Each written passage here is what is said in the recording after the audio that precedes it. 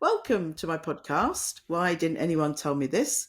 With my guests, we are discussing reproductive health issues, questions you may have about your health, and debunking some of the many myths around our health.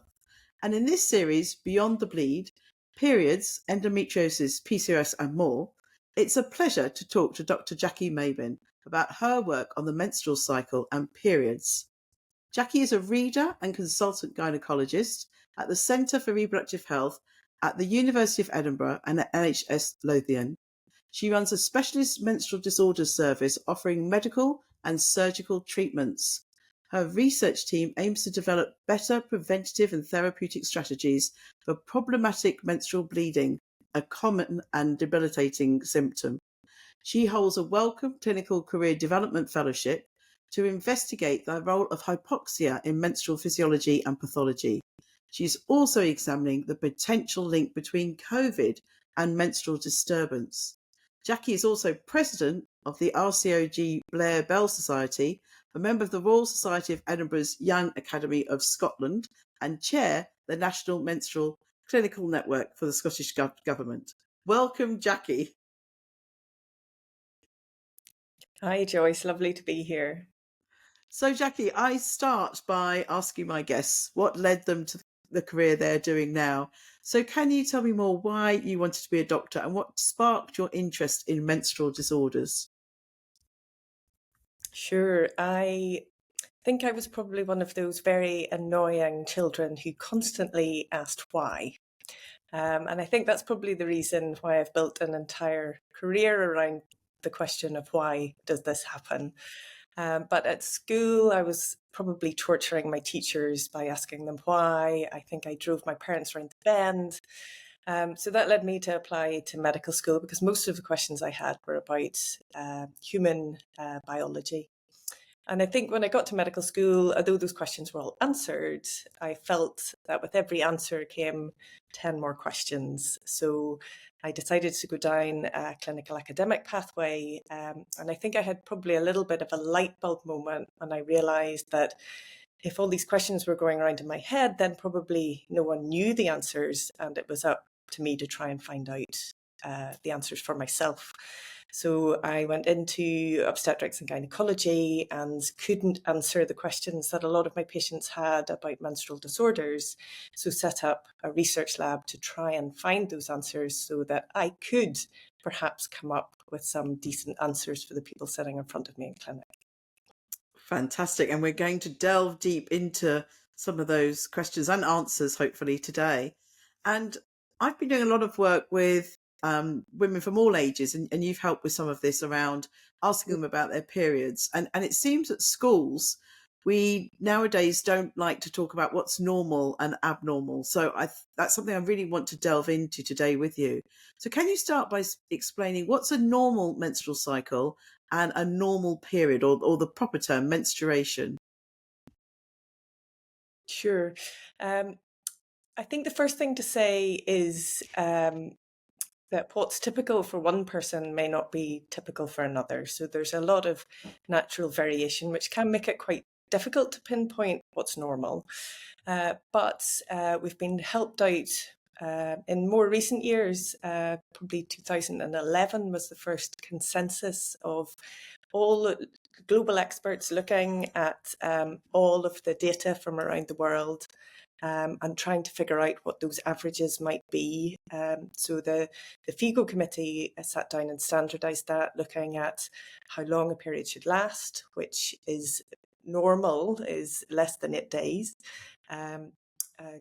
Sort of how much bleeding there should be, and they've defined that as something that is manageable for the person experiencing it.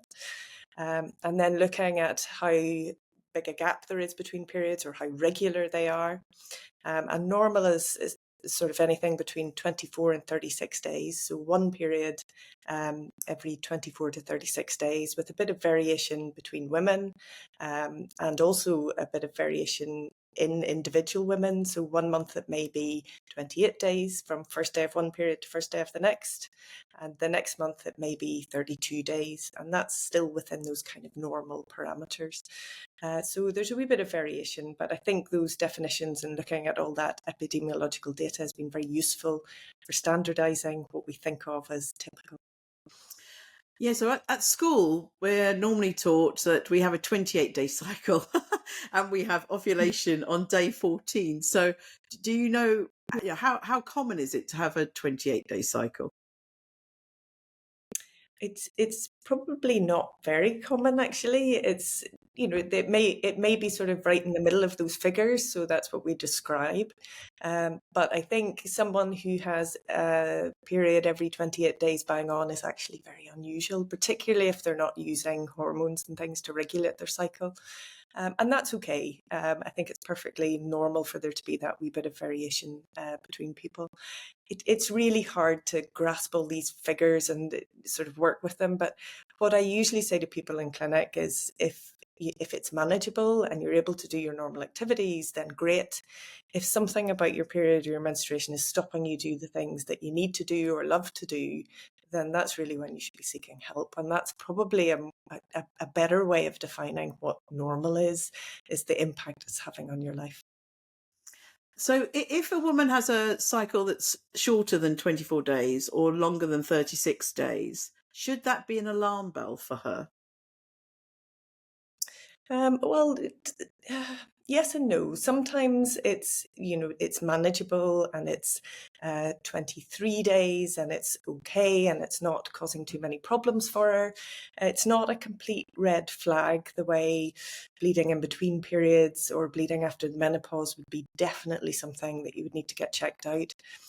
The other end of the spectrum, if you're not bleeding often enough and you're not using hormones to take your cycle away or prevent your bleeding, then that can be a bit more worrying because you need to have, if you're not taking hormones, about 3 periods a year at the minimum to keep the lining of the uterus healthy. It does need to shed at least 3 times a year. So if you're really not having a period and you haven't had a hysterectomy or you're not using hormones to take your periods away, then I think you probably should be seeing your doctor to make sure that everything's okay and that you're not having any sort of changes in the cells of the lining of the uterus that could cause problems in the future. I just want to delve into that a bit more because I recorded yesterday the podcast with Ertan about endometriosis, and we discussed this view that another myth maybe that we have that women need to have a period all the time. I've heard some people say, but it sort of purges them and it renews them. But Ertan was saying that historically women spent most of their fertile years actually pregnant, so they didn't have periods or breastfeeding. Yeah. So how do you feel about that? Yeah. Do you feel that women have to have a period? Do they have to have 12 or 14 a year? No. And there's a lot of personal preference with this. The caveat being that if it's your natural cycle and you're not using hormones, then there can be a bit of a build-up inside if you're not menstruating 3 times a year. If you're using hormones to treat problematic periods, that keeps the lining of the womb usually quite thin and stops that build-up inside. So there's no absolute need to bleed in that scenario. So if you're taking something to manage your periods and that's keeping the lining of the uterus healthy, that's one scenario. If it's your natural cycle and you're not bleeding 3 times a year, then I think in that case, you probably need to make sure that you're shedding and things aren't building up inside. So there are two completely different scenarios. There's no need to bleed for your health if you're taking hormones that keep the lining of the womb healthy. Great, thank you. I'm glad both of you agree about that, which is always good. Now, let's delve a little bit into the hormones. So, our menstrual cycle is controlled by a number of hormones that can have really profound effects on women physically and psychologically, which we'll come into in a moment. But first, can you just explain what's happening to the hormones through our menstrual cycle? Sure. So like most things in the body, your hormone system and your ovaries and your reproductive system and your uterus are all controlled by a signal that starts in the brain.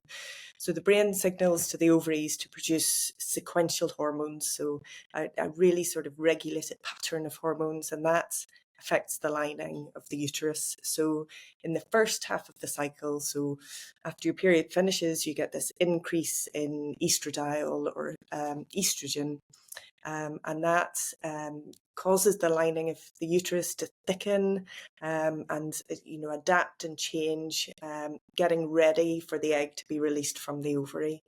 And when ovulation occurs and that egg's released, then what's left behind is something called the corpus luteum. And that structure produces really high levels of progesterone, which is the second hormone that's produced from the ovary, the second main ovarian hormone. And that hormone really fine-tunes the lining of the uterus to really allow it to accept a fertilized egg if fertilization occurs, and to start developing into a pregnancy within and supported by that lining of the uterus. So those two hormones kind of act in concert to fine-tune the lining to get it ready for pregnancy.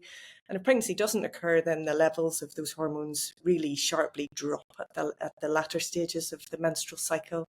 And that decrease in those hormones, progesterone and estradiol, mainly that decrease in progesterone, causes a big inflammatory response within the lining of the uterus. So if we look in with a camera, as we sometimes do medically to check the lining of the uterus, if we look in at the time of menstruation, it's really raw and red and has all those sort of classic features of inflammation. So it's a bit like a wound. If you scratch your skin, you get that redness. It looks the same when we look inside the uterus, and that's the decrease in the hormones causing that inflammatory response, and that causes the shedding of the lining of the uterus. So the lining of the uterus comes away during a period, and then resets itself for the next cycle, and that high levels of estrogen go up again and everything starts to regenerate. So it's that sort of cyclical process throughout the reproductive years of a woman's life that causes menstruation to occur. And I mentioned that they can have quite profound effects, these hormones, on us physically and psychologically. Can you delve a little bit into what can happen through the menstrual cycle? We're going to look at PMT and PMDD in a minute, but let's have a look. Can they make us feel different physically and psychologically? Yeah, so again, the variation between people who menstruate is really quite extreme. So some people will not notice any real changes throughout the menstrual cycle. And whether that's changes in the receptor levels or just the sort of interactions, who knows? But we know that these hormones don't exist in isolation in our system. They communicate with lots of other bodily processes, and that obviously is different from person to person. So some people won't really notice any changes across their cycle. And some people are almost surprised when their period arrives because they don't get any sort of those hormonal warning symptoms. Other people are really sensitive to those changes in hormones and will describe really significant changes depending on the stage of their cycle. Things that people report in the first half of the cycle with estrogen levels when they're high, they often describe that sort of phase of the cycle as quite positive. People can feel quite good in themselves. It can change your skin to be sort of healthier looking, your hair to have a better shine, people feeling a bit more positive in themselves. It's described in quite a positive way. Whereas progesterone for some people has more negative impact. That feeling that people get pre-menstrually, so just before a period starts, where they maybe feel a little bloated, they've got breast tenderness, they can notice greasy skin and hair and just not feeling quite as good as they were previously.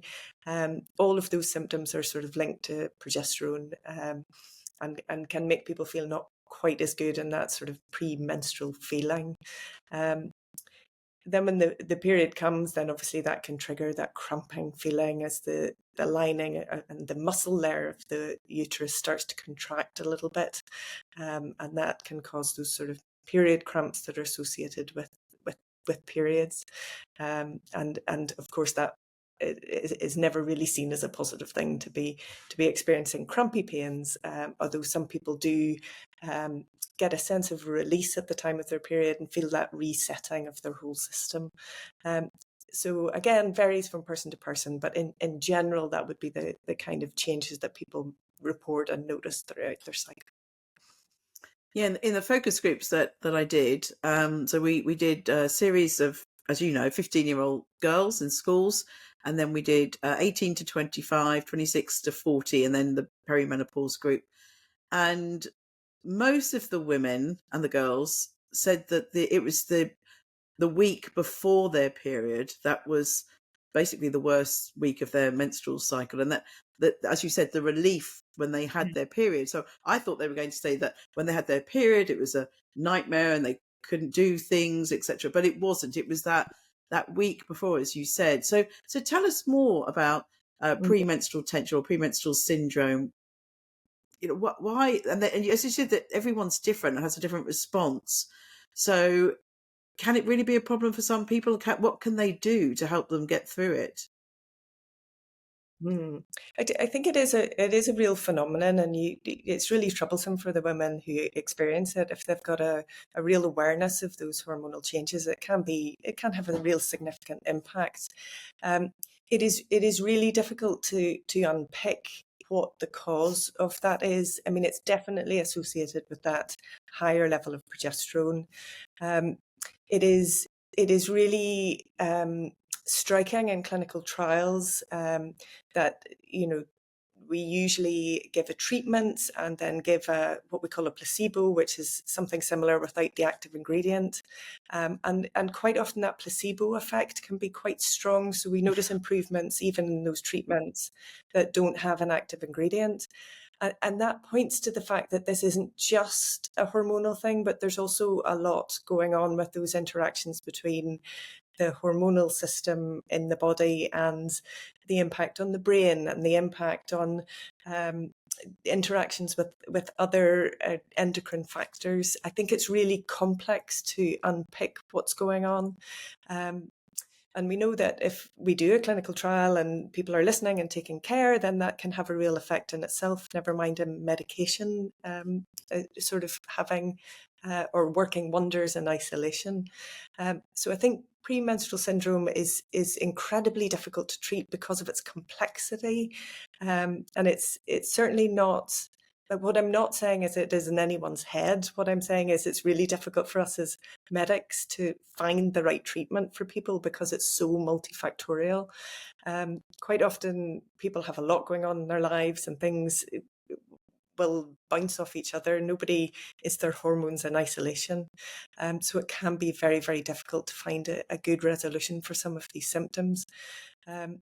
Things that we advise are to take regular exercise and make sure that you're staying fit and well, have a good balanced diet.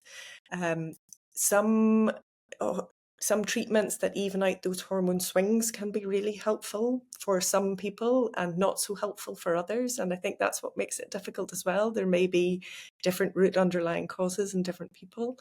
But also things like some of the antidepressant medications that are used can be used in that cyclical ways. Just using it for part of your menstrual cycle can be quite helpful. And things like cognitive behavioral therapies can be effective for some people. Herbal supplements can be effective for others. But unfortunately, I think we're in a position with PMS and PMDD that it is a little bit trial and error because the understanding of what the actual root underlying cause is not quite clear and may actually vary from person to person.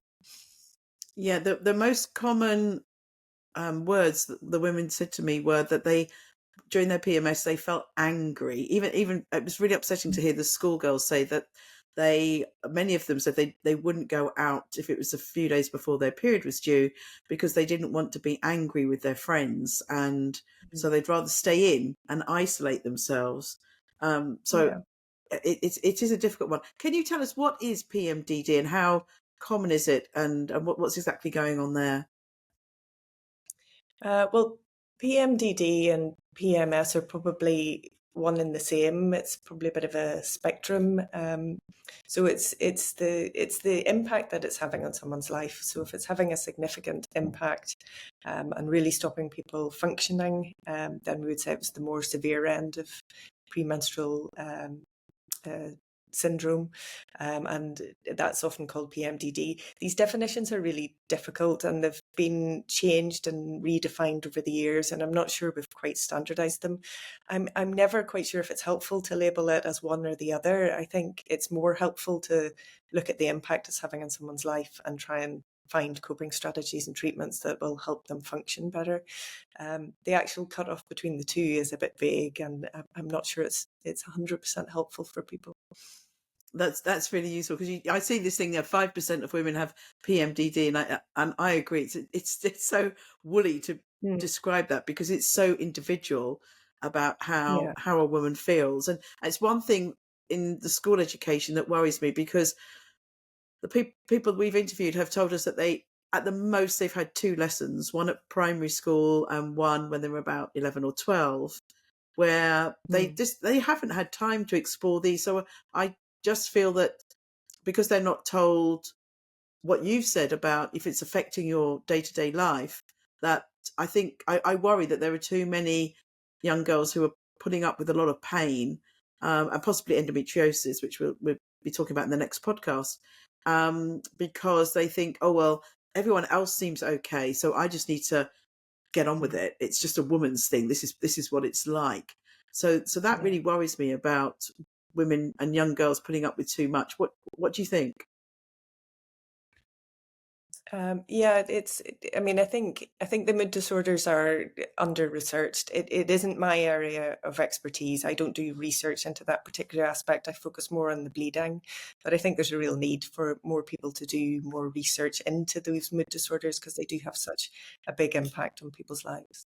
Yeah. So let's dive into then what specific changes or symptoms people should pay attention to if they are having issues. So what sort of things should raise alarm bells? We talked about short and long cycles, but are there anything else around periods or the menstrual cycle that maybe need medical attention? Yeah, I think there's a significant proportion of reproductive aged females who are iron deficient, and that's highly likely to be due to their menstrual bleeding. And I think that's massively underdiagnosed globally, including in societies where you would think these things should be picked up and treated better. We know that about a third of women are entering pregnancy iron deficient, and that has a knock-on impact on reproductive outcomes, neonatal outcomes, the health of the whole nation. So I think if we get periods right for women, we get things right for the whole of society. But I think the sort of red flags that people need to look out for are if their bleeding is unmanageable. Particularly, I think a factor that really correlates with heavy menstrual bleeding is flooding through clothes during the day, or passing very large clots. And if that's happening, it's not normal. It probably is an indication that your periods are heavy and that you're at risk of anemia. Unfortunately, it's not uncommon for me to see people present at the stage of needing a blood transfusion. Wow. I think there's about 700 women a year in Scotland. About 170 women a year in Scotland who have needed a blood transfusion, and that's from quite a small population. So if people are getting to the stage where they're coming in with an iron level and hemoglobin in their boots, from heavy periods, I think there's a sort of real issue in society for picking up and probably normalising that heavy menstrual bleeding. I think it's probably to do with the taboos surrounding menstruation, and it's probably to do with normalisation of heavy periods within families. If we're not speaking more broadly about it, then quite often if your mum's heavy, you're heavy, your sister's heavy, it can sometimes lead to normalisation of those symptoms. I think heavy bleeding is massively under-recognised. The impact is massively underappreciated. And I think in this day and age, we shouldn't be getting to a stage where you require a blood transfusion for heavy periods. So I think there's lots we can do to raise awareness of that, and hopefully people can recognise that their periods are heavy and get some of the relatively good treatments that are already available to help them manage that and make sure they don't become significantly anemic. Yeah, so heavy menstrual bleeding is definitely a problem that perimenopausal women experience. Well, I can remember Mm. my last few periods were just horrendous. It's like sort of some final sort of, I don't know, thumbs down to say, right, you're going to have some terrible periods at the end of this journey. So if a woman's getting, if it's changing, so she's getting longer periods, longer than 8 days, and as you say, flooding and not being able to keep up in a day with changing her period products to cope with the period, what should she do? Should she go and see her doctor? I think so. I think if it's unmanageable and impacting on your life, then yes. What you have to remember is that heavy menstrual bleeding is something that people experience, but there are many different underlying causes for that heavy menstrual bleeding. I think what we have done previously is treat the symptom of heavy bleeding and not look for the underlying cause. And I think when you do that, it's a bit like pulling up a weed without getting the roots, and it's likely to come back even if it's treated for a little bit. So I think it's worth speaking to your doctor. It's worth taking a note of how long your bleeding is for, how often you're changing pads or tampons or menstrual cups, the episodes of flooding, the clots that you're experiencing, and taking a note of your last smear test and how regular your cycle is. These parameters can all be really useful for your doctor to kind of work out what the potential underlying cause might be. You may or may not be offered an ultrasound scan depending on the initial screen. But I think if your periods are very heavy, there are some medications that you can take just at the time of bleeding to take some of the bleeding away and help make it more manageable. And at a minimum, if your bleeding is very heavy and you're feeling very tired, you should be getting your hemoglobin checked and your iron levels checked. And potentially you may need some iron supplements to top things up. The bleeding you described towards the end of your reproductive life is often due to the ovaries running out of eggs and the hormones changing a little bit. It can be a temporary thing, but it can also cause quite significant bleeding. And even if it's less frequent, if it's really heavy, it can cause real problems. So there are simple things that can be done. There's simple things to rule out any serious underlying causes. So I think having a conversation with your GP or your doctor is a good idea in those scenarios where it's getting a bit unmanageable. Sometimes a one-off isn't so difficult to manage, but if it's happening on a recurrent basis and really impacting on your life, I think you really should be seeking some treatment for that. And my GP friends might not like this, but I say to my friends, really lay this on when you go to see them. Make it. I've heard many of them sort of say, "Oh, well, it's just a heavy period. Go away and just cope with it." But as you said, the things that you can check, and really tell your GP that it's really affecting your life. And I tell people, go back again and again and say you can't cope, and until they've really, as you said, there are things that we could do to help them. And your research is framed around the development of preventative and therapeutic strategies, which I think preventative is the key word there. What sort of things have you been looking at? So I think what we have focused on in the lab is trying to work out those underpinning mechanisms that might cause heavy menstrual bleeding. That sort of phenomenon of the build-up and breakdown and repair of the lining of the womb has been really under-researched. Many people have done terrific work in the past, but I think we really need to push forward with that and really understand those local things that occur that cause the sort of efficient repair of the lining of the uterus. We have shown that people with heavy bleeding bleed for longer, so the repair process after the shedding seems to be defective. And we think that's linked to the the blood vessels and their constriction. We think that narrowing of the blood vessels as the tissue sheds causes a sort of really low oxygen level within the lining of the womb. And although low oxygen levels are often thought of as a bad thing, I think in this scenario, we need that short, sharp shock of hypoxia or really low oxygen levels to instigate that repair process, because this is all quite tightly regulated. And if that doesn't occur, it seems that that repair process doesn't get triggered. So people with heavy periods had that, it didn't get that low oxygen level and had delayed repair of the lining of the uterus.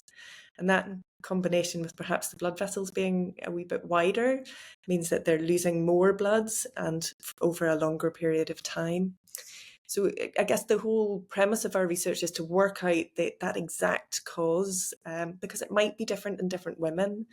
And if we can say, if, for example, one woman, you've got too much inflammation and that's causing your heavy bleeding, therefore you need anti-inflammatory medications. And in another woman, you're not quite getting the hypoxic response that's needed, therefore we need to treat you with factors that will help you get that hypoxic response. And I think in that way, instead of overriding their whole reproductive system, which is what we tend to do at the minute with our hormonal treatments, I think we can get smarter about how we treat these women, look for the exact defect that they've got, treat that, and get an effective treatment that doesn't have so many side effects.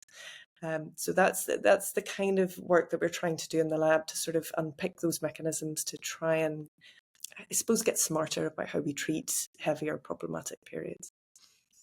And you mentioned diet and exercise. So to try and prevent some of these issues, is our lifestyle, if we're looking after our stress and our diet and our exercise and our sleep, can that help? Yeah, I think there is some quite good evidence for a healthy lifestyle having a healthy impact on your reproductive hormones and whole reproductive system. We know that regular exercise helps the ovaries function better and release an egg every month if someone's not using contraception. And, you know, regardless of weight, if you're regularly exercising, that ovarian function is improved. And of course, if the ovaries work better, then the knock-on impact is the endometrium has got a better regulation system and is likely to function better as well. So I think regular exercise is a really important factor in general health, but also in menstrual health. We did some studies looking at weight and BMI, which is, you could argue, not the best marker, but it's what we had available, and showed that, you know, with increasing BMI, menstrual health wasn't quite as good. And then because there's lots of factors that affect women and not just their weight, we used a mice model, and when we increased the weight of the mice, we saw that they delayed that repair process within the lining of the uterus, which kind of indicated to us that weight does have an impact on the function of the lining of the uterus, even independently of the ovaries. So I think for many reasons, you know, a healthy diet and regular exercise is a good way forward. And trying to maintain your weight in a healthy range is good for a number of different things. It's not easy to achieve, but I think the advice is that you stay as healthy as possible, and that's going to have a positive impact. I couldn't agree more. And in my career, I see people when they're trying to get pregnant and they haven't been maintaining a healthy lifestyle, or they reach perimenopause. And I was on a panel with Dame Professor Leslie Regan recently, and she said we really need to educate women from a young age more about their menstrual health and about their lifestyle. And I just think it's such an important message. We're bombarded in today's society with such an unhealthy lifestyle, and women exercise less than men, and it's so hard to maintain a healthy diet when you're bombarded with all of this sugar and highly processed foods. So, you know, as you say, it needs to start early. I think really get people aware that it's a no-brainer. And then when you get to my age, you're worried about diabetes and heart disease and everything else, and all is really important. It's so important, and so it's great to hear consistent message from everyone that we need to get these things under control. Yeah, And I think that's true. It's not just like these problems aren't just in the remit of the gynecologist. I think as a society as a whole, we need to um, make sure that we're making it as easy as possible for people to stay healthy. And it's everyone's responsibility, and that's only going to have positive impact for the whole of society, right? Yeah, absolutely. Now let's look at COVID. So during COVID, I heard a few people say that their periods went weird when they had the vaccine, and some postmenopausal women said they got a period. So what did you find about COVID and menstrual disturbance? Yeah, so I guess the first thing to say is that what we found was that women's health and menstrual data was not really taken into account in the way it probably should have been during the pandemic. And I think we've learnt a lot of lessons from that. And I hope moving forward that will be very different. Um, but I think it was really difficult to address people's very real concerns about the vaccination and the impact on menstruation. There was lots of reports with the yellow card system and in many other ways, and in the media about people reporting different changes. So we set up a survey at the time of COVID with colleagues who really drove the process in Oxford and Montpellier. And we looked at people who'd been vaccinated, people who hadn't been vaccinated, and we were really fortunate that we had that window in time where we had a group of people that had never had COVID, a group of people who had COVID and recovered, and then a group of people who had long-term symptoms of COVID. So with that really rich data set, we looked at vaccination in response to what we were hearing in the media. And we saw that about 20%, almost 20% of people experienced or reported menstrual disturbance after they had the vaccine. But when we looked at people who hadn't been vaccinated, there was no significant difference in the amount of people reporting changes. So menstrual changes are really common, is the sort of take-home message from that, and weren't more common in those who'd been vaccinated. So it goes back to that sort of natural variation that takes place, and goes back to that none of these events occur in isolation, and the stress of the pandemic, sort of multiple factors and life stresses that were going on at that time probably had an impact on menstrual parameters. That's not to say that people didn't experience changes when they had their vaccination, but what we see is that anybody who reported changes, it was very transient.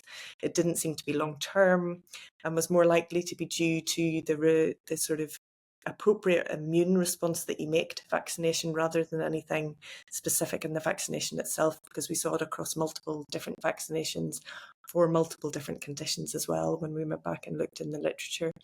So I took away from that, and looking at the data, there were more changes if people had COVID and more changes if they had long COVID.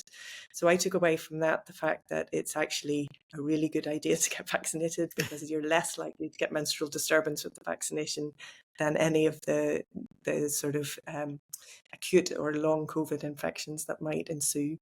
And any changes that we did see are likely to be quite transient. So I find it quite reassuring, the data that we looked at, and felt it was a really important study to do, to try and hopefully reassure people that any changes weren't worrying, Yeah, although they might be hard to handle at the time. yeah, for sure. I think with easy ways of communicating, social media, once a story gets out, then it really does explode, and it really opens the doors to myths and misunderstandings around these things. Are there any other common myths or misunderstandings that you've seen around periods? I think there's many. I think the most worrying one is just the normalization of really heavy or troublesome periods. I think it just goes back to that needing a blood transfusion is really quite a significant thing to go through for something that should be physiological and easy to manage once a month. And that myth that we just have to put up with it, I think, is the one that's most worrying. Yeah, I agree. Do you think it's helpful if women use a period tracker app to monitor and keep an eye on things? Yeah. Um, Different people find them helpful for different reasons. What I'd say again is probably what's more important is the impact it's having on your life. And I'm not 100% sure that a period tracker um, will provide more information about that. Some people love figures and data and like to track things and do things, and that's not harmful in any way. I don't think it's 100% necessary to do it. I think if you're able to say, I'm managing okay, it's not impacting on my life, great. This is becoming really troublesome, then I need to do something about it. It can sometimes be helpful to have the summary data for your doctor about how long your cycle is, how long you bleed for, how heavy it might be, or how regular or irregular it might be. So having those high level statistics can be quite helpful. The anxieties I have about it are not so much in the actual tracking of the data, but the apps themselves and what people may do with that data. The anxieties in the States about abortion laws and what might happen if people are having regular periods and suddenly stop are slightly worrying to me. And probably more common is that targeted advertising at different stages of your cycle. And companies have to make a profit, and quite often it's via advertising. And I worry about those off-target effects of some of the apps. So I think if you're going into using them with your eyes open and you're cognizant of the negative effects and can limit those, then I don't see any harm in using them. I don't think they're essential. I think they're a brilliant source of data for research. Yeah. So if the data is all there, it can be really helpful for researchers. But they're a bit of a double-edged sword, and I don't think they're absolutely critical. And they're a bit of a personal preference about whether you want to use one or not. Many people do. Yeah, you're right. I've worked with a few of the apps, and the data is amazing. We've published some really interesting studies with Yeah. huge, big data, hundreds of thousands of women. It's amazing. So I wanted to look at stigma around menstruation. So it's that, as I said, that at schools it seems that women are lucky if they get 2 lessons at schools, and this has been with women in different countries as well. And we also have this issue that even right now in some UK schools, I've been told this a few weeks ago, that girls and boys they're still being separated. So the boys are either having a separate lesson about the girls having a period, or then not having anything about the girl having a period, which has a knock-on effect that the older women in the focus groups I work with said, well, my husband or my boyfriend doesn't understand my period. And I say to them, they're not going to understand because no one ever taught them. So we've got to be patient with them. So I and the schoolgirls, the word they said was stigma. They felt it stigmatizing if they had to go to a different room. And I appreciate that we want to give girls support and be able to let them ask questions. But I feel very strongly that at least the first lesson should be with the boys present. So how do you feel about this whole stigma of menstruation and what we can do about that? Yeah, I mean, I think it's really difficult to accommodate menstruation in society and keep everyone healthy if you don't have knowledge of the underlying factors. And let's face it, many of our doctors, sports coaches, teachers are male, and if they have never been taught about it, then how can we possibly expect them to help or address it? I think it's really difficult for teachers to cover everything in the curriculum, and it must be very difficult for them to keep their knowledge up to date to be able to teach on 1,000 different subjects. So the work that you guys have been doing with creating resources for teachers, I think, is fantastic. And I hope that that's well taken up in classrooms. The issue of separating boys and girls is difficult, isn't it? But I think what's really clear is that we need to teach both boys and girls about menstruation. Separating for the girls to be taught about menstruation and the boys to be taught about something else is clearly not right. And whether they're separate or together, they should be spoken to and taught about menstruation. And sort of wider reproductive health that affects both men and women. Um, Yeah, I wonder if with gender becoming more fluid, if it would be less likely that people get separated in the future. I don't know, but it seems a no-brainer that everybody should get taught about it. I think it being on the school curriculum would be an excellent idea, but I think the teachers need appropriate support to deliver that in a valid and good way, rather than it being taught badly, which may be worse than not being taught at all. Yeah, so one of the things we're doing, I think by the time this podcast comes out, it should be released. We have worked for years on a teacher resource to teach reproductive health. And there Mm, are obviously some resources in there about the menstrual cycle and menstruation, about PMS and PMDD and endometriosis and PCOS, that they're all in there. So yeah, we're going to work with teachers now to see if they want any more information or how we can help them. So I think you and I are certainly on the page to try and make sure that yeah, with what you've done as well, where they can go into more detail, is just really essential. yeah, And then this goes into the workplace. So women in the workplace, in the focus groups,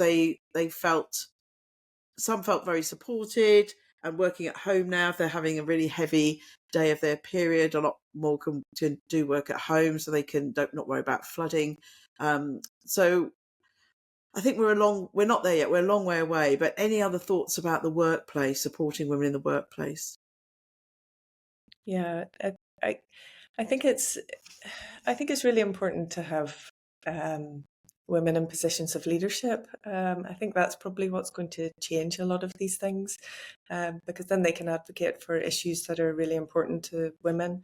Um, there are some amazing male advocates as well. I'm not saying that it's just women alone, but it's, I think, something that needs better accommodation in society, that people need to think about um, the colour of the chairs at work, so that if someone has an episode of flooding, it's not quite as horrific. I mean, there's very simple things that can be taken into account to allow women to function more easily without the embarrassment of accidents because of problematic bleeding.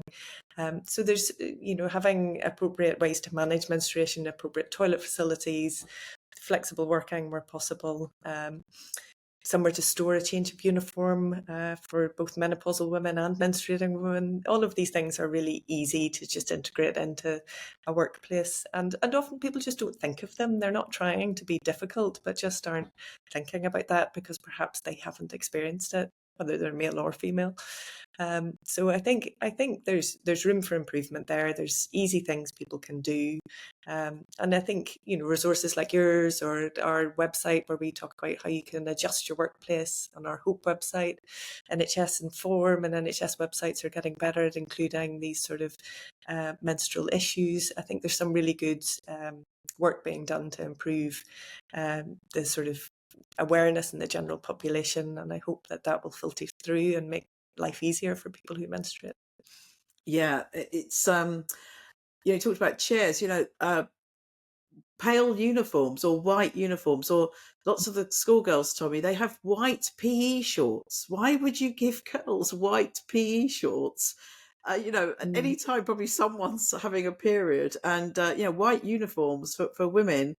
It's asking for a disaster. I can always remember when I used to go to watch lots of dance when I was a teenager, and I can remember always sitting there thinking, "There's ballerinas in their tutus.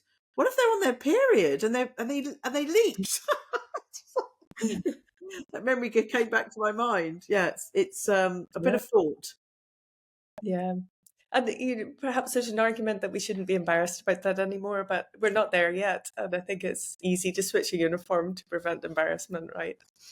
Yeah, it's not nice. I can remember leaking at school. I started my periods Mm, very young. I was 9, so I was at primary school, and yeah, I can remember leaking a few times, mm, and it's absolutely yeah. soul destroying. So, what about the future, Jackie? Where are you? Your research.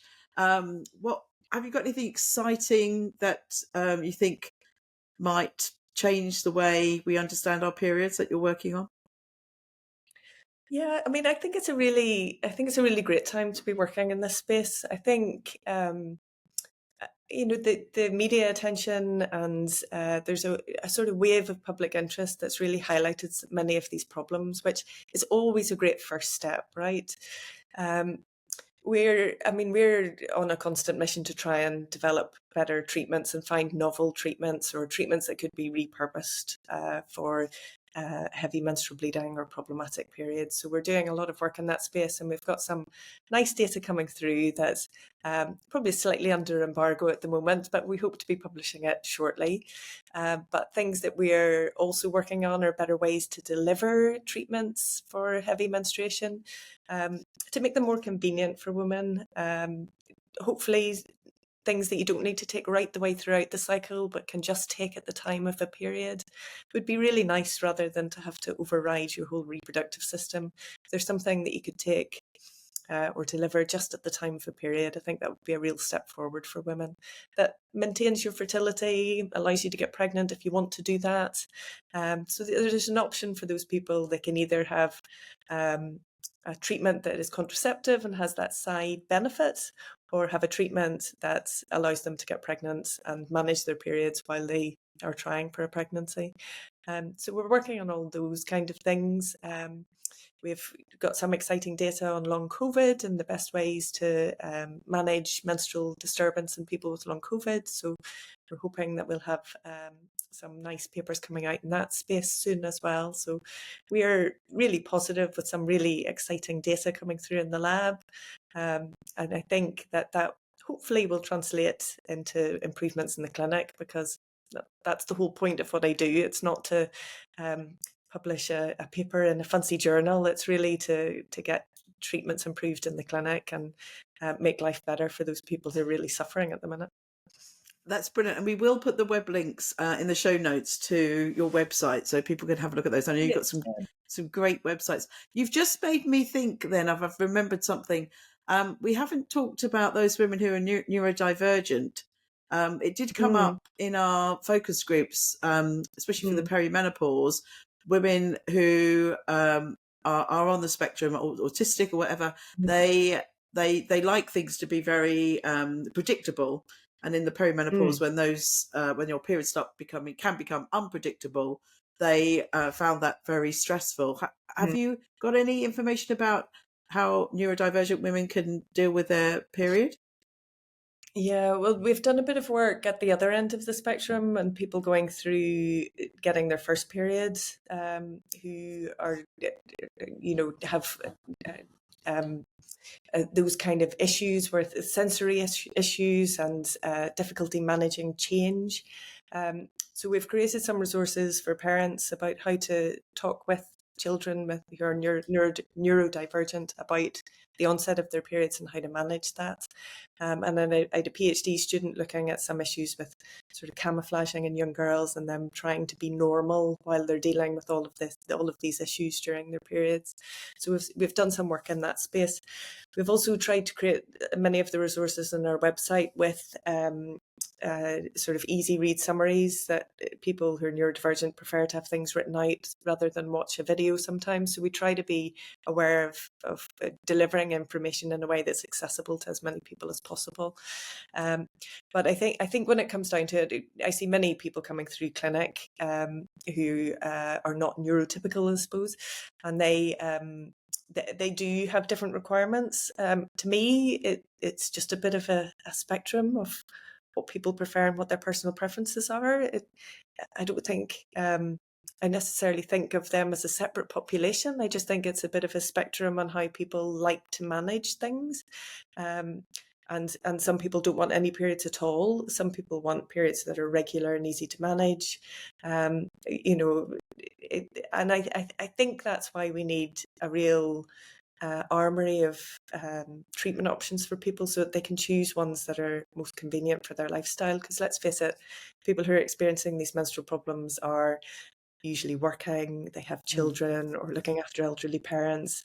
They've got many life stresses going on, and most people put themselves at the bottom of that list of things to do.